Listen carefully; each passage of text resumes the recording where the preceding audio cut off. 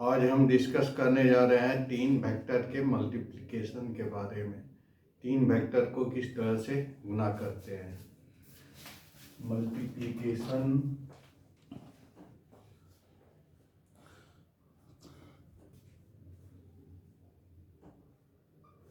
Multiplication of three vectors.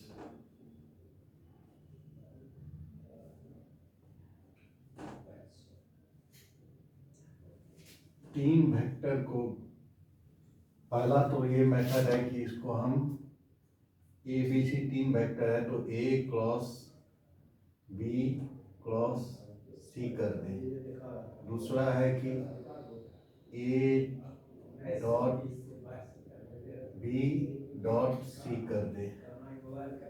तीसरा है कि A dot B cross C करें। चौथा है कि A cross B dot C करें। पांचवा है कि A cross B cross C करें। छठा तरीका हो सकता है A cross B cross C करें। तो इस तरह से हम तीन वेक्टर को गुना कर सकते हैं। तो पहला केस में देखते हैं ए बी सी को तीनों को क्रॉस कर, पहले ए को बी के साथ क्रॉस करते हैं। तीन वेक्टर है ए बी सी। पहले ए को बी के साथ क्रॉस करते हैं तो ये वेक्टर मिलेगा। अब इस वेक्टर को सी के साथ क्रॉस करेंगे तो ये वेक्टर मिलेगा। और यदि हम बी और सी को पहले क्रॉस करते हैं तो ये वेक्टर मिलेगा बी और सी को, और फिर उसके साथ ए को क्रॉस करते हैं तो ये वेक्टर मिलेगा। इस तरह देख रहे हैं दो अलग अलग डायरेक्शन का वेक्टर मिल रहा है। पहले ए क्रॉस बी करते हैं तो उसके बाद सी करते हैं क्रॉस तो अलग डायरेक्शन में वेक्टर मिलता है। यदि बी क्रॉस सी करते हैं पहले, उसके बाद ए के साथ क्रॉस करते हैं तो अलग डायरेक्शन में वेक्टर मिलता है। तो इसलिए एक ही चीज का दो मीनिंग नहीं हो सकता है। तो पहला केस जो है संभव नहीं है। दूसरे केस में ए डॉट बी करते हैं तो एक स्केलर मिल जाएगा, स्केलर के साथ फिर वेक्टर का डॉट नहीं हो सकता है, तो ये भी केस संभव नहीं है। अब तीसरे केस में ए डॉट बी करते हैं तो एक स्केलर मिलता है, स्केलर से के साथ वेक्टर का क्रॉस नहीं हो सकता है। तो यदि हम यहाँ पे ब्रैकेट लगा दें तब संभव है कि ये इसका कोई मीनिंग निकल पाएगा। बी क्रॉस सी करेंगे एक वेक्टर मिलेगा और वेक्टर के साथ वेक्टर का डॉट हो जाएगा, तो ये केस संभव है। फिर इस केस में भी ए क्रॉस बी करेंगे तो एक वेक्टर मिलेगा, फिर वेक्टर के साथ डॉट करेंगे तो ये एक वेक्टर मिल जाएगा, तो ये केस संभव है। फिर इसमें भी ए क्रॉस बी करेंगे तो एक वेक्टर मिलेगा, फिर सी के साथ यदि ब्रैकेट लगा देते हैं तो ये मीनिंगफुल हो जाता है और एक प्रोडक्ट के रूप में वेक्टर हमको मिलता है, तो ये केस भी संभव है। फिर इसमें भी वेक्टर को फिर बी क्रॉस सी से एक वेक्टर मिलेगा, वेक्टर के साथ वेक्टर क्रॉस करेंगे तो एक वेक्टर मिलेगा। तो ये चार केस संभव है। और इसमें जो रिजल्ट आता है स्केलर क्वांटिटी आता है।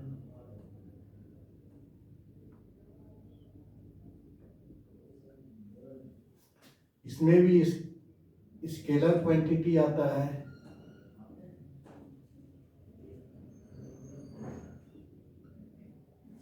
इसमें रिजल्ट जो है वेक्टर क्वांटिटी आता है।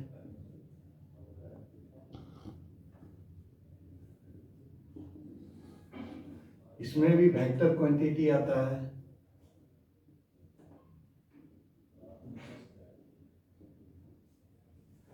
तो तीन वेक्टर को गुना करने के बाद दो में स्केलर क्वांटिटी आ रहा है, दो में वेक्टर क्वांटिटी आ रहा है। तो जिसमें स्केलर क्वांटिटी आता है उसके मल्टीप्लिकेशन को स्केलर ट्रिपल प्रोडक्ट कहते हैं।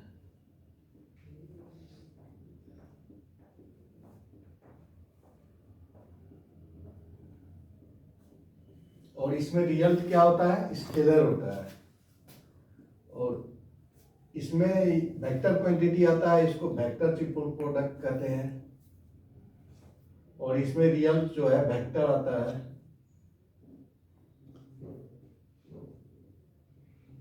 अब स्केलर ट्रिपल प्रोडक्ट को हम डिटेल में समझेंगे। स्केलर ट्रिपल प्रोडक्ट,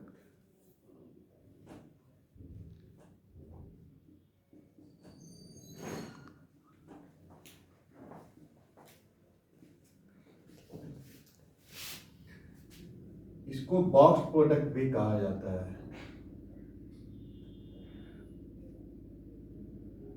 और इसको इस तरह भी लिखते हैं, ए डॉट बी क्रॉस सी को इस तरह से भी लिखते हैं बॉक्स में, ए बी सी। उसी तरह हम लिख सकते हैं B dot C cross A को इस तरह से बी सी ए बॉक्स में।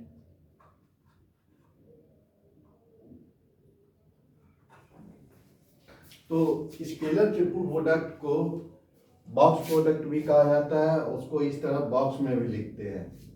अब ए डॉट बी क्रॉस सी का मान कितना होता है?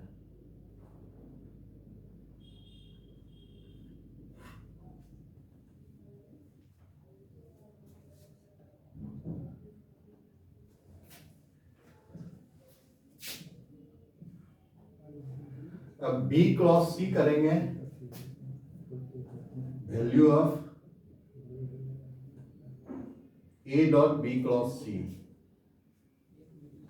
बी क्रॉस सी करेंगे तो ये modulus of B modulus of सी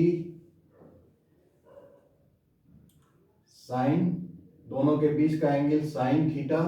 और एक वेक्टर, ये वेक्टर है तो इसका एक डायरेक्शन होगा, यूनिट वेक्टर एन। बी और सी के परपेंडिकुलर डायरेक्शन होगा इसका, जिसका डायरेक्शन एन से हम लिख लेंगे, एन कैप से। बी डॉट ए डॉट, ये होगा इसका, इसको जब सिंप्लीफाई करेंगे तो A dot B cross C sine theta है।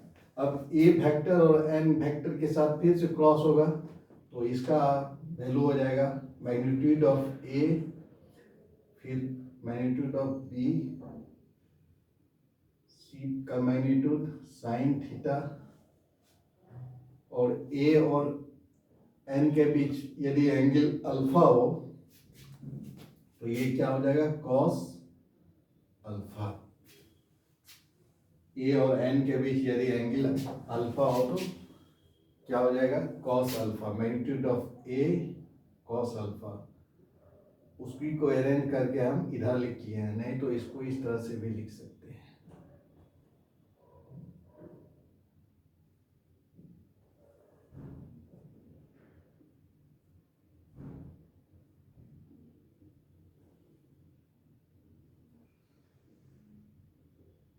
ये हो गया, अरेंज कर रहे तो ये हो जाएगा A B C sine theta cos alpha.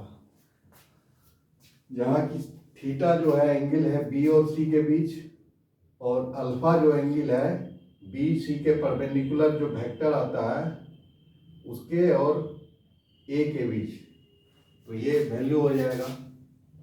अब हम देखते हैं इसका ज्योमेट्रिकल मीनिंग क्या होता है। ए डॉट बी क्रॉस सी करें तो यदि ज्योमेट्री में ये टर्म आ जाए तो उसका मीनिंग हम क्या समझेंगे, या ए डॉट समझ सकते हैं। यदि हम ज्योमेट्री पढ़ रहे हैं उसमें यदि टर्म आता है ए डॉट बी क्रॉस सी, तो उसको हम क्या समझेंगे।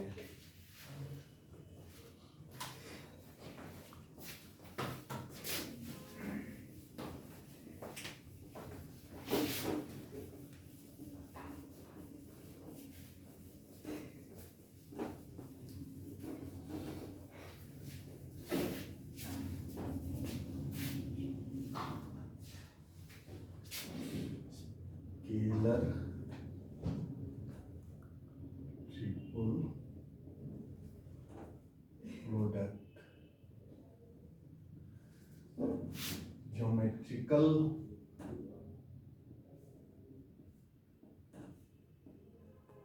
Meaning of A dot B cross C,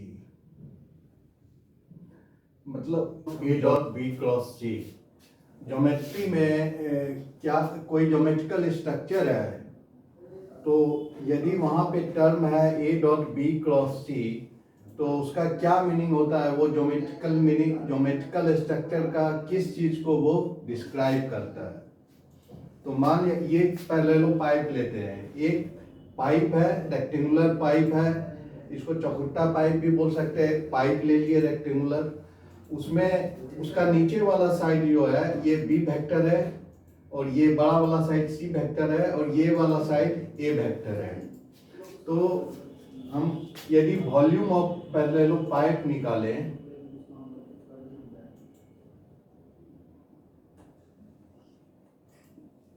volume of पैरेललो pipe क्या हो जाएगा, बराबर area of base into height,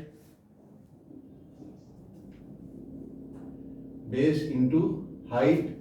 अब एरिया ऑफ बेस होगा, एक ये नीचे वाला पैरेललोग्राम बन रहा है, तो पैरेललोग्राम का एरिया जो होता है बी क्रॉस सी के बराबर हो जाएगा। बेस का नीचे का बेस का एरिया हो जाएगा बी क्रॉस सी के मॉडुलस के बराबर इंटू हाइट। हाइट जो होगा ये बी क्रॉस सी करेंगे तो एक वेक्टर मिलेगा जो कि ये परपेंडिकुलर होगा बी और सी के, तो उसी डायरेक्शन में ए का प्रोजेक्शन हो जाएगा उसका हाइट। मतलब ये डायरेक्शन में जो वेक्टर मिल रहा है उसी डायरेक्शन में यदि ए को हम वेक्टर ए को प्रोजेक्ट कर दें तो वो उसका हाइट हो जाएगा।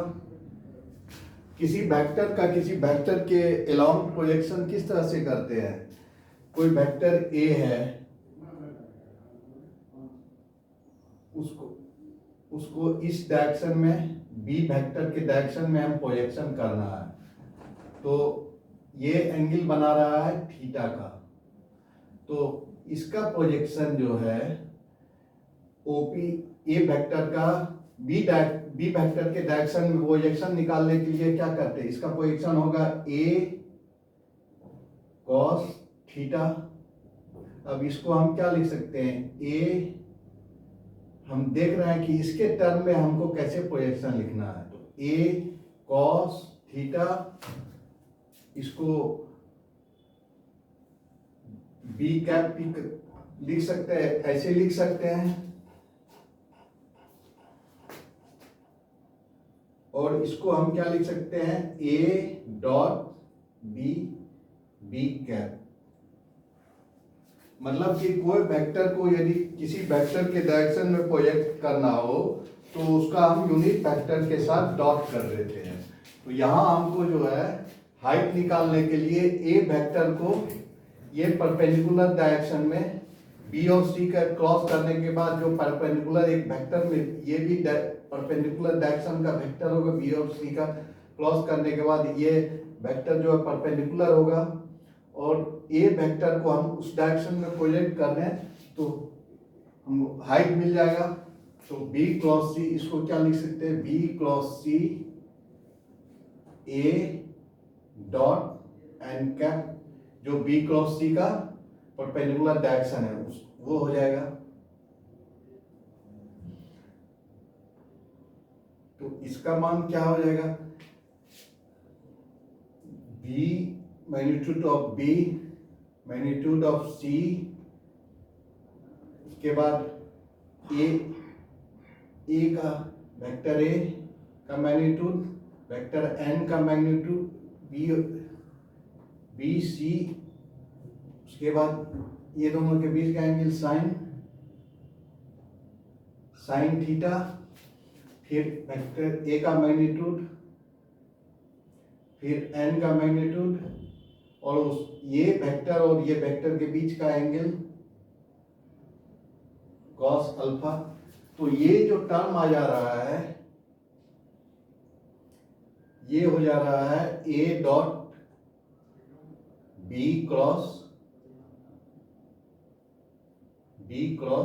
सी के बराबर। तो हम देख रहे हैं कि वेक्टर स्केलर ट्रिपल प्रोडक्ट जो है बताता है कोई पैरेलल पाइप, कोई रेक्टेंगुलर पाइप है, उसका जो वॉल्यूम होता है उसको बताता है। यदि कोई रेक्टेंगुलर पाइप ले ले, उसका बेस नीचे वाला साइड जो है वेक्टर बी और वेक्टर सी है, और उसका ऊपर वाला साइड एक ए वेक्टर ए है, तो ए डॉट बी क्रॉस सी उसका वॉल्यूम को बताएगा। और देखते हैं और क्या डिस्क्राइब करता है। और यदि हम टेट्राहेड्रॉन ले लें, कोई टेट्राहेड्रॉन ले लें, टेट्राहेड्रॉन मतलब उसका 4 हेड हो, 4 शीर्ष हो, मतलब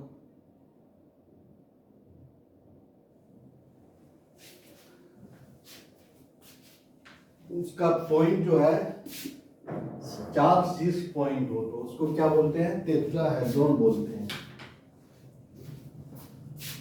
जैसे कि ये बेस हो गया और ये ऊपर का पॉइंट हो गया।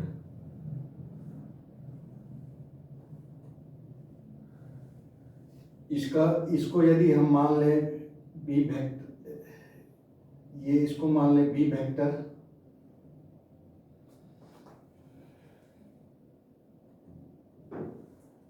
इसको मान लें सी वेक्टर, और इसको मान लें ए वेक्टर। तो ये जो टेट्राहेड्रॉन बन रहा है, मतलब कि 4 पॉइंट है, इसका 4 शीर्ष है, हर एक साइड, हर एक फेस जो है एक रेक्टेंगल है, ये फेस, ये फेस, ये फेस, नीचे का बेस फेस। तो इसका यदि वॉल्यूम हम निकालें, वॉल्यूम ऑफ टेट्राहेड्रॉन,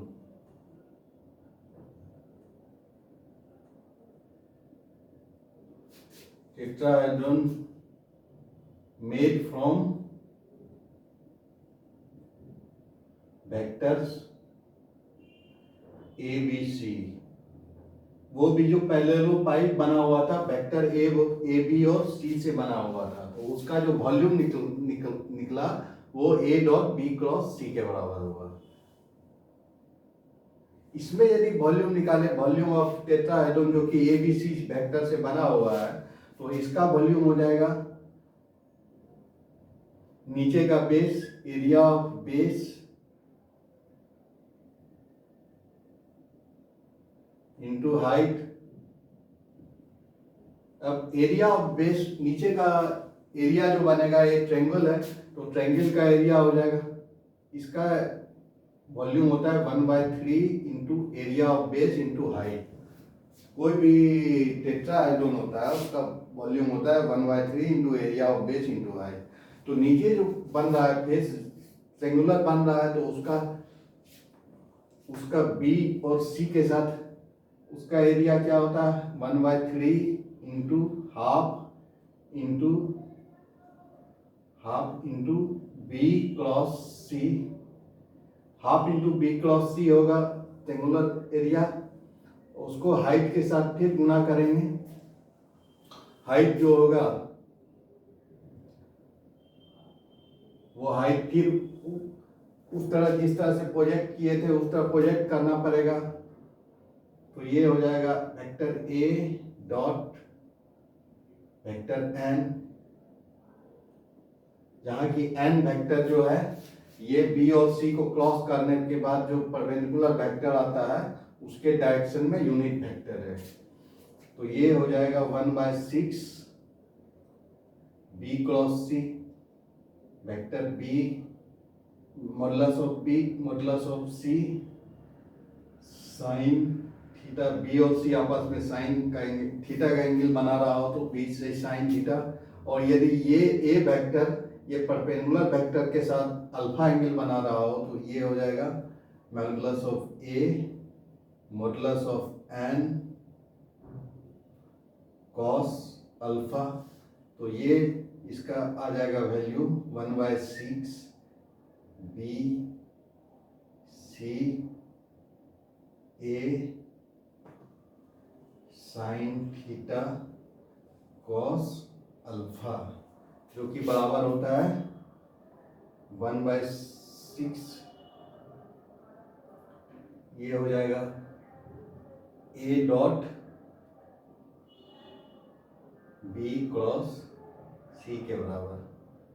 तो हम देख रहे हैं कि वेक्टर का ट्रिपल प्रोडक्ट, तीन वेक्टर लेते हैं, उसका triple product, scalar triple product निकालते हैं, तो वो जो ज्योमेट्रिकल स्ट्रक्चर जैसे टेट्राहेड्रॉन बन रहा है तो उसका वॉल्यूम के 1/6 के बराबर होता है।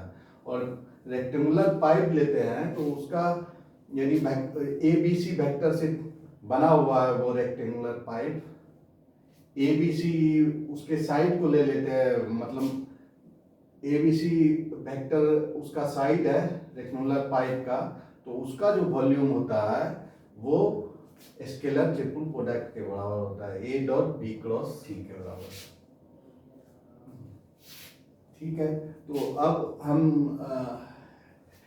पहला शुरू वीडियो के शुरू में हम देखे थे ए क्रॉस बी क्रॉस सी, ये इसके फिजिबिलिटी के बारे में देख रहे थे, तो उसको हम इस तरह से भी देख सकते हैं। ए वेक्टर है, बी वेक्टर है, सी वेक्टर है, तो यदि ए और बी को क्रॉस करेंगे तो इस डायरेक्शन में वेक्टर मिलेगा, और फिर उसको सी के साथ क्रॉस करेंगे तो इस डायरेक्शन में वेक्टर मिलेगा।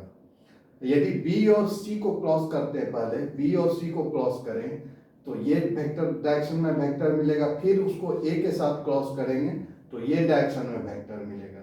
इस तरह हम देख रहे हैं एक वेक्टर जो पहले ए क्रॉस बी करने के बाद इस डायरेक्शन में वेक्टर मिलता है, और उसके बाद सी से क्रॉस करने के बाद इस डायरेक्शन में वेक्टर मिलता है, और पहले बी और सी को क्रॉस करें उसके बाद ए के साथ क्रॉस करेंगे तो इस डायरेक्शन में वेक्टर मिलता है। तो ये केस संभव नहीं है, ये ए क्रॉस बी क्रॉस सी संभव नहीं है। ये संभव तभी होगा जब हम ब्रैकेट लगा देंगे, मतलब कि पहले इसी को गुना करना है तब इसका एक ही मीनिंग रह जाएगा, नहीं तो इसका दो मीनिंग निकल जा रहा है। तो या तो ये संभव है, ये इसका कुछ मीनिंग निकलेगा, या इसका कुछ मीनिंग निकलेगा। तो शुरू में जो डिस्कस किए थे उसी को हम डिस्कशन को यहाँ फिर से डिस्कस कर दिए।